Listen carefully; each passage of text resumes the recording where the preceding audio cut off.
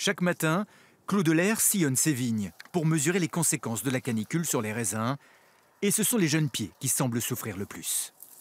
Le plus vulnérable, c'est le planté de l'année, puisque lui n'a pas de système racinaire en place. Ce pied-là, il faut vraiment l'arroser, sinon il ne survivra pas. L'effet du soleil permanent est visible sur certains grains qui sont noircis. La vigne, plantée sur un sol granitique, ne retient pas l'eau. Alors, elle est en stress hydrique, autrement dit les raisins ne grossissent plus. Là, il est un petit peu à l'arrêt, tout simplement, puisque c'est vrai qu'on manque un tout petit peu d'eau. Mais c'est une pause, on va dire, c'est vraiment momentané. Donc ça va repartir dès qu'on a quelques millimètres d'eau. Mais c'est vrai que ça retarde un petit peu la maturité.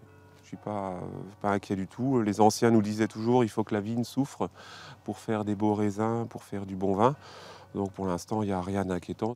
Rien d'alarmant à Dambach-la-Ville. La canicule devrait simplement retarder le début des vendanges de quelques jours.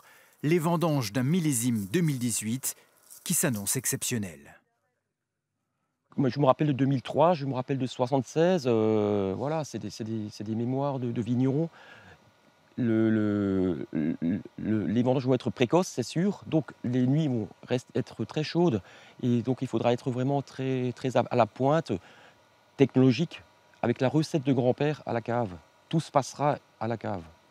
Dans la cave de ce viticulteur, les cuves en inox sont déjà prêtes à accueillir dans quelques jours ces raisins gorgés de soleil et de chaleur qu'il faudra refroidir rapidement pour en faire un cru remarquable. Et cette année, je pense, avec cette chaleur qu'on a, cette forte chaleur, les raisins ils vont rentrer très chauds. Et c'est notre meilleur outil pour, à l'amont, faire de la qualité. Les premiers coups officiels de sécateur seront donnés le 20 août, à moins que la météo en Alsace n'en décide autrement.